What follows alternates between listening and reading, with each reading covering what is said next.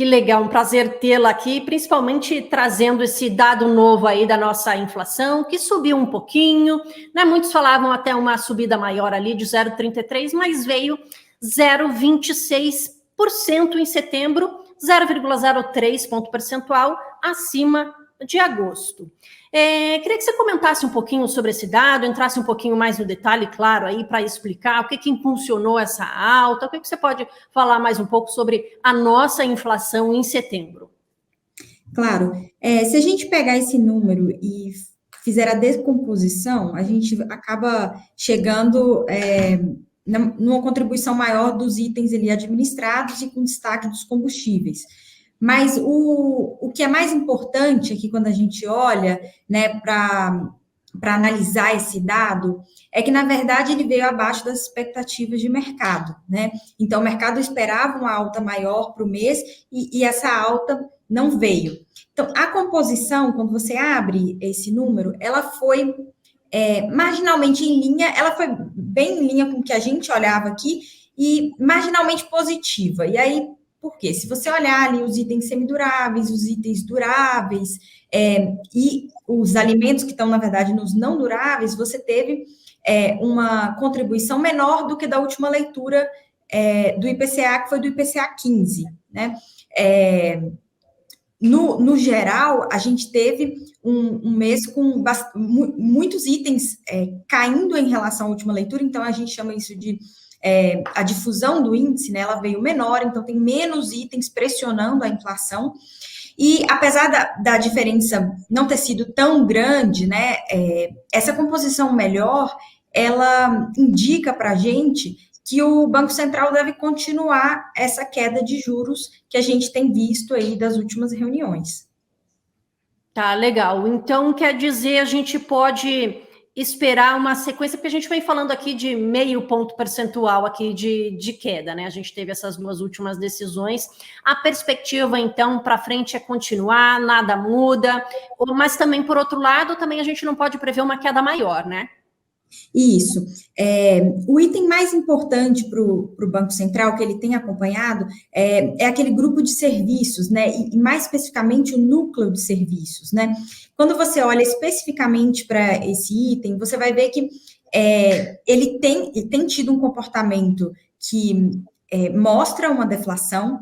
A métrica que a gente mais usa é uma média móvel de 3 meses, tirado o efeito da sazonalidade, né, desses itens. Então, quando você calcula dessa forma, que é a forma com que o Banco Central olha, você vê que essa tendência continua. Então, não teria grandes motivos para o Banco Central pausar, né, essa continuidade da queda, justamente porque a gente continua indo numa direção favorável para a inflação.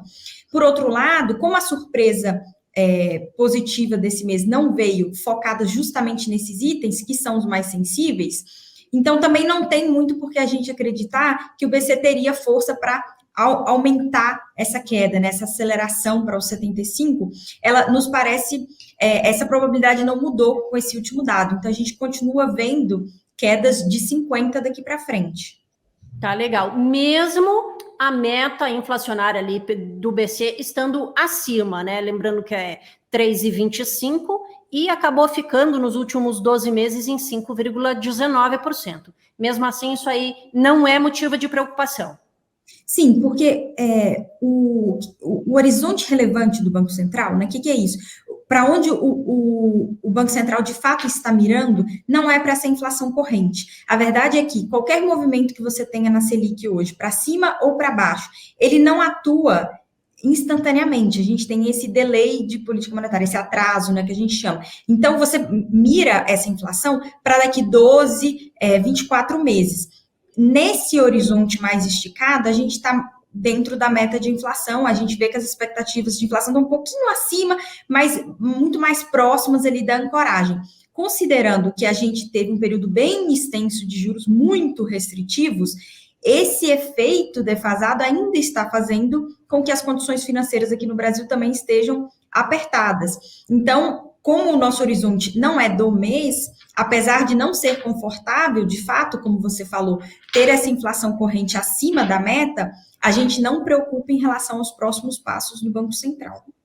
Tá, legal. E já falando, você falou um pouquinho mais para frente, né? Como é que você está olhando aí para o IPCA para o final do ano? Qual é a tendência e a perspectiva para a nossa inflação? Vamos dizer, como vai terminar 2023? A nossa expectativa aqui de inflação para o final do ano é de 4,4%.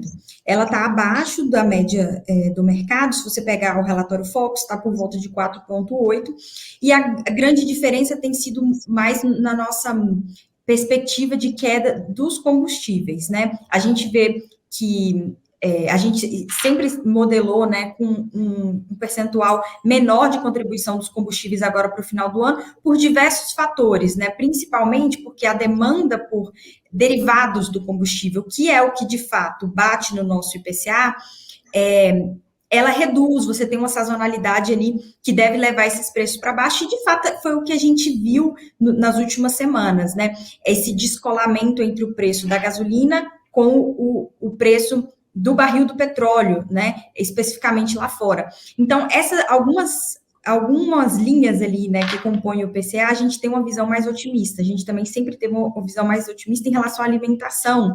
De alguma forma, isso vai bater também em serviços, porque bate na alimentação fora de casa, porque esses alimentos são insumos para os restaurantes, né? Grande parte dessa alimentação vem de carnes, que é um componente super importante, né, para os restaurantes, é um ticket maior, a gente sabe disso, e vem caindo, né? Continua com uma deflação muito forte. Então, alguns itens a gente espera que continuem batendo no IPCA corrente, e por isso a gente tem essa visão mais otimista para o IPCA desse ano do que a média do mercado. Tá. Agora, por outro lado, né, a gente viu uma alta dos juros futuros, né, principalmente aí impactados pelos treasuries lá nos Estados Unidos. A gente vem falando bastante isso nos últimos meses e continuamos, né, o assunto continua para outubro, apesar de tudo. E a gente teve aí um impacto, vamos dizer assim, né, nos títulos aí de renda fixa, principalmente nos pré-fixados e até no IPCA+, né, no mês de setembro aí, que ficaram um pouquinho no preju. Como é que fica para outubro? Isso aí, essa tendência continua ou agora muda um pouco? Você falou muito bem, né, que esse movimento que a gente teve aqui, ele foi grande parte uma resposta do que aconteceu lá fora, né, não tem como você explicar através da inflação, né, esse movimento, ele parece muito estranho. Então, de fato, foi a percepção do investidor em relação aos juros americanos. Então, quando o Banco Central lá fora disse que não ia cortar tanto quanto o mercado esperava, ele reduziu essas expectativas. Quando você olha o term premium, que é o quê? Quanto que o investidor recebe de excesso de prêmio para estar, por exemplo, num título de 10 anos, ao invés de comprar um de 1 ano e ir rolando, né, 10 vezes até chegar no mesmo prazo. Então, essas partes técnicas aqui da curva de juros americanas atrapalharam muito aqui, assim como todos os outros emergentes. Foi algo muito global. E por que impacta, né? Porque a nossa moeda, ela é tida como uma moeda de carrego, né? A gente precisa dar mais juros do que as grandes economias para atrair capital aqui para dentro. E quando esse excesso de retorno que a gente consegue oferecer, ele vai se reduzindo, e por quê? Porque a gente está caindo nossos juros, enquanto lá a gente esperava que caísse, mas agora, né, espera que caia menos no ano que vem. Então, essa compressão de spread que a gente chama entre o nosso juros aqui de lá de fora, acabou reprecificando esses títulos. Então, os investidores basicamente olharam e falaram, não topo nesse preço mais, porque agora os títulos americanos estão mais atrativos. Se você não me der mais prêmio, eu saio daqui, né? Eu vou buscar lá fora algo que eu considero mais seguro. Então, a reprecificação desses títulos aqui, de toda a curva brasileira no mês passado, foi principalmente por causa dessa diferença de carrego entre Brasil e Estados Unidos. Maravilha. E aí, pensando, né, nesse cenário, agora os juros deram uma arrefecida, né? Claro que agora a gente tem outro outro problema aí, mas que essa semana não tem impactado muito, porque, né, tá ali Israel e Hamas, está meio que contida a guerra. Mas pensando nesse cenário, né, um pouquinho novo, né, com essa adição de risco, qual seria aí, o que você poderia falar aí de melhor investimento em renda fixa? Qual seria aí uma boa oportunidade agora para quem quer entrar em renda fixa agora? A gente separa aqui em prazos, né? Então, como a gente tem uma visão mais otimista de inflação de curto prazo, até um ano a gente ainda indica pré-fixados. Por quê? Porque a gente acha que a curva de juros subiu muito, né? Essa precificação que a gente falou agora, por causa do externo, e a gente acha que em algum momento vai haver a normalização desses juros americanos e a gente vai ter espaço para cortar aqui mais do que está precificado na curva, porque a nossa inflação vai estar mais benigna do que o mercado acredita. Então, por isso, até um ano a gente gosta ainda de pré-fixados. Agora, se eu pudesse escolher apenas um investimento para fazer em renda fixa, eu faria em juros reais. Por quê? Porque a gente acha que está num ponto muito atrativo, né? Os títulos do Tesouro IPCA+, que a gente chama, né? Eles chegaram a bater IPCA mais 6 de novo, né? Que são patamares muito altos, né? Se você tomar como referência um IPCA mais 5, já é praticamente impossível você perder dinheiro no longo prazo. Então, a gente gosta muito desses níveis atuais de juros reais. Você tem os títulos do governo, mas o que a gente mais gosta são os títulos isentos, que são aqueles que vêm de debêntures incentivadas, né? Por quê? Porque se você tem algum estresse muito grande no país de inflação que saia do controle, entra num espiral e saia do controle, essa isenção é o que vai garantir ao investidor que ele vai receber esse juro real lá na frente, porque você, se não for isento, paga imposto sobre a correção monetária, ou seja, sobre o IPCA também.